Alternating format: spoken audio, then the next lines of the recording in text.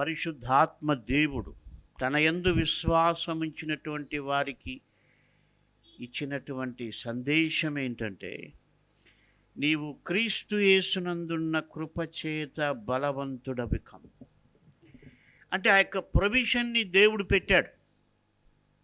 ఆశ్చర్యం ఏంటంటే రక్షణ కృపచేత కలిగింది, అది మనకు తెలుసు. ఎఫ్ఎస్సి పత్రికలో మనం చాలాసార్లు చెప్పుకున్నాము, మీరు కృపచేతనే రక్షింపబడి ఉన్నారు, అది మీ క్రియల వలన కలిగినది కాదు. అంటే రక్షణ అన్నటువంటిది కృప తీసుకుని వచ్చింది, అది మనకు తెలుసు. అయితే మనం తెలుసుకోవాల్సిన విషయం ఏంటంటే, మనం దేవునిలో బలంగా ఉండాలంటే, ఆత్మీయమైనటువంటి సంతుష్టి సహితమైనటువంటి జీవితం మనం కలిగి ఉండాలంటే, మళ్ళీ మనకు ఆధారం దేవుని కృపే. అది మనం మర్చిపోయి చాలాసార్లు మన సొంత ప్రయత్నాలతో ప్రయత్నం చేసినప్పుడు, లేకపోతే మనం ఈ లోక సంబంధమైనటువంటి విషయాల్లో కృంగిపోయినప్పుడు బలహీనులమైపోతాం.